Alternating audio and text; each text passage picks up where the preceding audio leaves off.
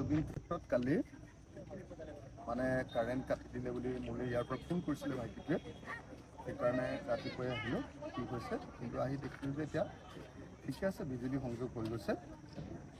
তাৰপাছত মই মানে এটা চাউণ্ড ছেট দিছিলোঁ ইয়াতে, যোৱাবাৰ আহোঁতে মোক ইয়াত থকা যিবিলাক কৰ্মী তেওঁলোকে ক'লে যে ইয়াত বৰ ঠাণ্ডা ঠাণ্ডা লাগে আৰু ইয়াত যদি এটা সৰু লাহেকৈ সৰু স্বৰত যদি এটা জুবিনদাৰ গানবিলাক অনবৰতে বজাই থকা যায় ভাল লাগে সেইবুলি ক'লে। সেইকাৰণে মই এটা চাউণ্ড ছেট দিছিলোঁ, সেই চাউণ্ড ছেটটো চাবলৈ আহিলোঁ ঠিকে ঠিকে কৰিছে নাই বুলি। চাউণ্ড ছেটটো চালোঁ আৰু অকণমান মানে কামবিলাক খৰতকীয়া হ'লে ভাল আছিলে।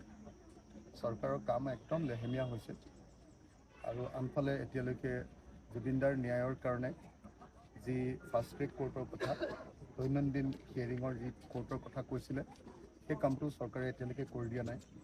চৰকাৰে সেইটো সোনকালে কৰি দিয়াৰ ব্যৱস্থা কৰিব লাগে। তদুপৰি মই সদায় কৈ আছোঁ, আপোনালোকে সদায় প্ৰমাণ পাই যাব মই কোৱা কথাবিলাক সঁচা হয়নে নহয়, আপোনালোকে প্ৰমাণ পাই যাব।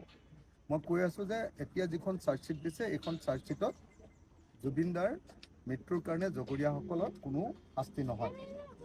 যদি সঁচাকৈ শাস্তি হ'ব লাগে আৰু এডিশ্যনেল চাৰ্জশ্বিট দিব লাগে, একদম ফিল্ডত গৈ গোটেই বস্তুখিনি চাই তাৰ পৰা প্ৰুফ কৰি বস্তুখিনি দিব লাগিব।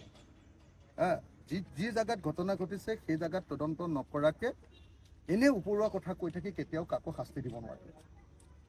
হিমন্ত বিশ্ব শৰ্মা চৰকাৰখনে আজি মই নিজে দেখিছোঁ যে তেওঁলোকে সিদ্ধাৰ্থ শৰ্মা আৰু আমাৰ কি মহন্ত আছিলে এজন শ্যাম কানু মহন্ত, সিদ্ধাৰ্থ শৰ্মা, তাৰপাছত সিদ্ধাৰ্থ গোস্বামী, শেখৰজ্যোতি গোস্বামী, এইবিলাকক বচাবৰ কাৰণে কাম কৰি আছে। এই চৰকাৰে জুবিনদাক ন্যায় নিদিলে। যদি ন্যায় দিবলৈ হয় দুটা কাম স্পষ্টকৈ কৰিব লাগিব। এক নম্বৰ হ'ল এখন এডিশ্যনেল চাৰ্জশ্বিট। কি কৈ আছোঁ, সদায় কৈ আছোঁ, সদায় চিঞৰি আছোঁ, এইটো নকৰিলে কেতিয়াও দুখীয়া শাস্তি নাপায়। এইখন চাৰ্জশ্বিটৰ পৰা নাপায়। মই কোৱা কথাবিলাক পিছত হয় নে নহয় আপোনালোকে নিজে জানিব। মই এতিয়া বিধায়ক, লেজিছলেটৰ বুলি কয়, আমি আইন ৰচনা কৰোঁ। গতিকে কোনখন চাৰ্জশ্বিটৰ পৰা শাস্তি হ'ব আৰু কোনখন চাৰ্জশ্বিটৰ পৰা শাস্তি নহয় আমি বুজি পাওঁ। মই তন্নকৈ পঢ়িছোঁ, তন্নকৈ পঢ়ি মই বুজিছোঁ যে এইখন আচলতে ইহঁতক বচাবৰ কাৰণে হিমন্ত বিশ্বই চাৰ্জশ্বিট দিছে। সেইকাৰণে মই বাৰম্বাৰ কৈছোঁ যে চাৰ্জশ্বিটখন আৰু এখন এডিশ্যনেল চাৰ্জশ্বিট দিব লাগে, নম্বৰ 1, 2খন দিব লাগে দৰকাৰ হ'লে।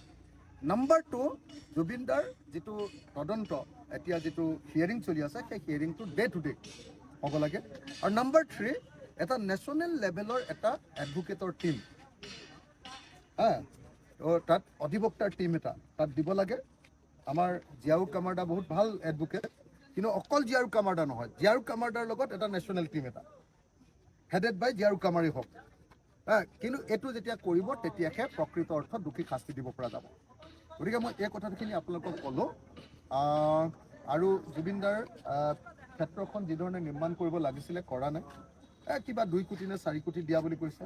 এইহেন বিশাল ঠাইখনত বাৰু 4 কোটি টকাৰে কিবা কনষ্ট্ৰাকশ্যন হ'ব নেকি?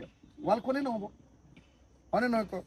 গতিকে চৰকাৰে জুবিনদাক তেওঁলোকৰ চৰকাৰ দিনত মাৰিলেও চৰকাৰে জুবিনদাক এতিয়ালৈকে ন্যায়ো নিদিলে। চৰকাৰে জুবিনদাৰ কাৰণে কৰিবলগীয়া সাধাৰণ কামকেইটাও নকৰিলে। মই সেইকাৰণে কৈছোঁ হিমন্ত বিশ্ব শৰ্মাক পাপে চুব। ইমান আমাৰ অসমৰ আটাইতকৈ জনপ্ৰিয় মানুহজনক এনেকৈ যে অন্যায় কৰিছে, পাপে চুব। অন্ততঃ পক্ষে ইমান দিন 100 কোটি টকা এটা ইয়াত ডিক্লেয়াৰ কৰি দিব লাগিছিলে, 100 কোটি টকা এটা, আৰু যুদ্ধ ক্ষিপ্ৰতাৰে কামবিলাক কৰি দিব লাগিছিলে। তেতিয়াহে আমি বুজি পালোহেঁতেন। 2 কোটি 5 কোটি ৱালকেইখনেই নহয়, 2 কোটি 5 কোটি টকাৰ জুবিনদাৰ প্ৰতি যি অন্যায় কৰিছে। আপুনি চাওকচোন, এইহেন সৰু ঘৰটো বনাবৰ কাৰণে ইমান দিন লাগে নেকি? আজি দেখিবলৈ পোৱা গৈছে এই যিসমূহ ঘৰ আছে, এই ঘৰসমূহ বতাহ বৰষুণ দিলে জুই হৈ যাবৰ সামগ্ৰী। এতিয়া বৰষুণ দিলে আপোনালোকে চাবলৈ পাবচোন, ইয়াত কোনো মানুহ সোমাব নোৱাৰে নহয়। বৰষুণ দি দিয়াৰ লগে লগে জুবিন ক্ষেত্ৰত কোনো মানুহে সোমাব নোৱাৰিব। এইবিলাক ইমান দিন কৰি পেলাব লাগিছিলে কামবিলাক। চৰকাৰে কোনো ব্যৱস্থা, আপুনি চাওক, এতিয়া আমাক দি দিলে আমিয়ে কৰি দিম।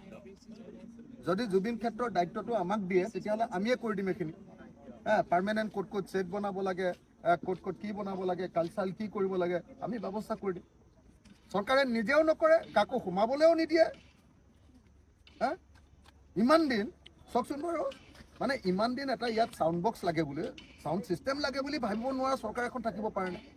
জুবিন দা বিখ্যাত অকল গীতৰ কাৰণে মেইনলি, হয়নে নহয়? জুবিন দা আটাইতকৈ বিখ্যাত গীতৰ কাৰণে।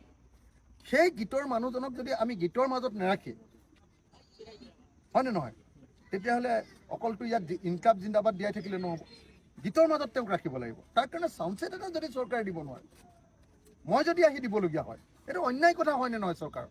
সেইকাৰণে হিমন্ত বিশ্ব শৰ্মাই সঁচাকৈ জুবিন দাৰ প্ৰতি অন্যায় কৰিছে। এই কাপুৰিনি শীঘ্ৰে সলাবৰ কাৰণে মানে মই ভাবোঁ প্ৰথম কথা, এতিয়া বাৰিষা আহিলে বৰষুণ এজাক দিয়াৰ লগে লগে জুবিন ক্ষেত্ৰত কোনো সোমাব নোৱাৰিব।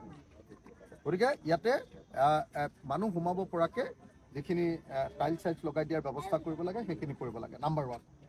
নাম্বাৰ 2, ইয়াত যিমানবিলাক শ্বেড আছে এইবিলাক হ'ল একেবাৰে লেতেৰা পেতেৰা। চাওকচোন, মানুহ সোমাব পৰা, মানুহ থাকিব পৰা জেগা নেকি ইয়াত কওকচোন? চৰকাৰৰ পিনৰ পৰা কেলে কেইজনমান কৰ্মচাৰী, দৈনন্দিন চাফ চিকুণ কৰা কৰ্মচাৰী কেলে নিদিয়ে? কিয় ইয়াত নিজে স্বেচ্ছাসেৱকে কাম কৰিব লাগে? আৰু যিসকলে স্বেচ্ছাসেৱকে কাম কৰে তেওঁলোকক চৰকাৰে দৰমহা দিয়াৰ ব্যৱস্থা নকৰে কিয়? আৰু ইয়াৰ পৰা পইচাখিনি চৰকাৰে উঠাই লৈ যায় কেলে? ইয়াক কমিটিখনকে দিলেওতো তেওঁলোকে কৰাই থাকিব পাৰে। আজি ইয়াত কৰ্মচাৰীবিলাকক যিবিলাকে কাম কৰে তেওঁলোকক আমিহে সকলোৱে দি মেলিহে সহায় কৰিহে চলাই আছোঁ। চৰকাৰেতো একো দায়িত্ব লোৱা নাই, এইটো অন্যায়।